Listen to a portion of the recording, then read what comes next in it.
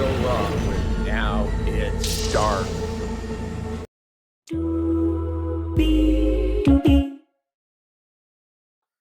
Hey everybody, welcome back to Now It's Dark. I'm Jim. I just watched a movie on Tubi. This movie is called Stupid Games.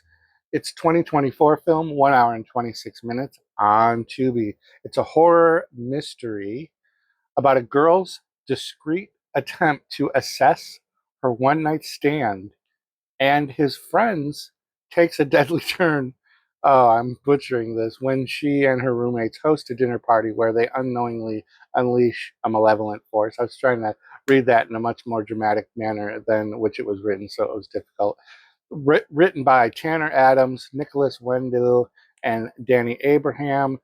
Nicholas Wendell and Danny Abraham also directed. They also make appearances in this movie as well.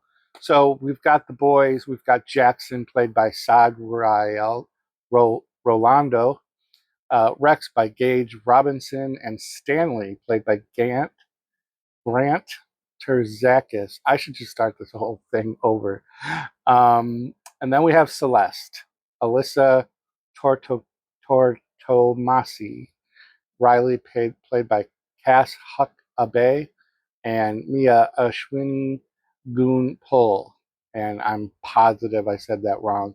Alyssa Tortomasi Celeste, she's our main female lead who is put together this dinner party to bring Jackson over so she can assess the attempt to assess the one night stand that she had with him. And the only caveat was for Jackson to bring two other men, boys, over so that there can be an even number of couples, three couples. Um, we meet each group individually. We meet the Jackson and Sam, or I'm sorry, Rex, who are waiting for their third to show up so they can go to this dinner party. The third doesn't show up, so now we're getting like character development between these two guys that they're like total stereotype college, just out of college age. You know, they're just in it for the poon. They bump into Stanley, who's in a parking garage, and they figure out a way to get Stanley to be the third. So then we cut to the girls that are putting together this dinner party, and uh, Cass Huckabee playing Riley. She's the over sexually charged, horny uh, character. Celeste is this like kind of creepy. You kind of get a weird vibe from her, like she's got more going on than we know about. We get some imagery in her bedroom, and she's wearing a lot of black and black nail polish. But there's other kind of clues in the background of her kind of character. And then we have Mia, who is just a couch surfer, I guess was the term they used in the movie, where she doesn't really live there with the other two girls, but she's kind of crashing. At least that's the story that we are led to believe. So um, there's in that inner inner in between portion of meeting the boys and now we meet the girls, and then it's interrupted by the doorbell. Delivery guy is dropping off food to the group, and it turns out that that's the home cooked meal. So then they have to do some creative plating and setting that all up. And then the boys show up. There's some kind of banter between them. Some of the characters hit off better than others. Rex and Riley kind of team up, and we already have Celeste interested in Jackson and Jackson interested in Celeste. Jackson's been really building up how wonderful and great Celeste is and that he's really into her to the boys. So they're there to be his wingman. And then if they also get some action, that's a bonus, so to speak. So we get a weird interaction with all of them. We have dinner. There's just like weird banter and just kind of character development, some story time.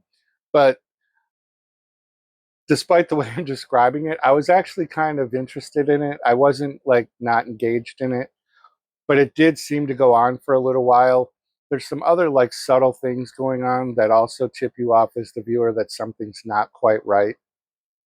And then when you're getting to that revelation in your head, hey, things don't seem to actually be very normal. There's some things going on. The lights go out, the power is off. And then we are now, for the rest of the movie, for the most part, watching by candlelight, but it's well lit enough that it's giving the candlelight ambiance, but it's not distracting from the movie. It's not impeding on our view of things going on. So they decide to have some game night. They pull out some board games and they choose one of the games. Let me see if I wrote it down. Game where the wine that they were drinking was Diabolique. I wrote that down. God dang, did I really not write down the name of the Quest for Truth? The board game was Quest for Truth. So now we find out the rules for Quest for Truth. We get some gameplay. Things really get tense, and yeah, things take a little bit of a weird turn. And it's kind of a mashup of Truth or Dare.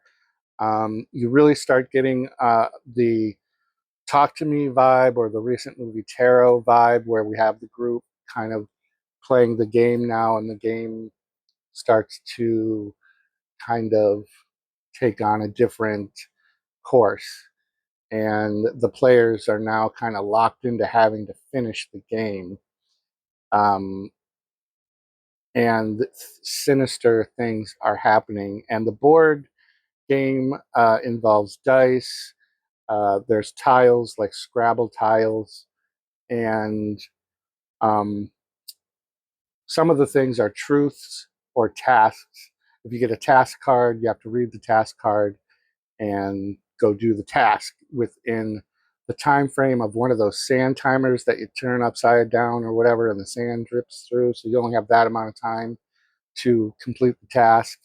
If it's truth, the object is to tell two truths and one lie, and then the other team has to determine which is the lie. And if you guess the lie, you win whatever tiles, letters, and if they win, they get the tiles or whatever. The tiles only come into play a little bit later when they start moving on their own, and I won't spoil much more than that. But yeah, so it's very interesting. So now we've got the 6 players. Things really start to come together. It doesn't take very long for the guys to figure out, Stanley in particular, that this is a setup, and that they are now locked into playing this game for the rest of the night. And that the girls have actually been playing the game for quite a while, and that's how the whole dinner party came together, was because they needed more players. So yeah, this is a fun movie. Hour and 26 minutes is perfect timing for this. It does have an interesting ending, with whatever characters make it till the end. We do actually get to see our delivery guy again at the end, which is kind of a fun scene. And Stanley, he's the nerdy guy who turns into the brains of the group, and kind of figures out how to stay alive. And it's worth checking out on Tubi. It is better than most of the Tubi movies, but not as good as the movie Lowlifes. Lowlifes, so far for 2024, is the standard by which I rate horror movies, and this doesn't have a lot of horror in it. It's a lot of thriller and suspense, mystery.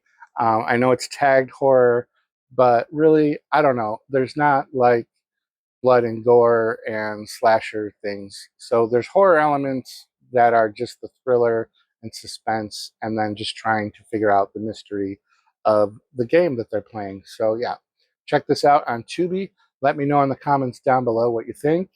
And which would you prefer? Would you rather do the truth or the task?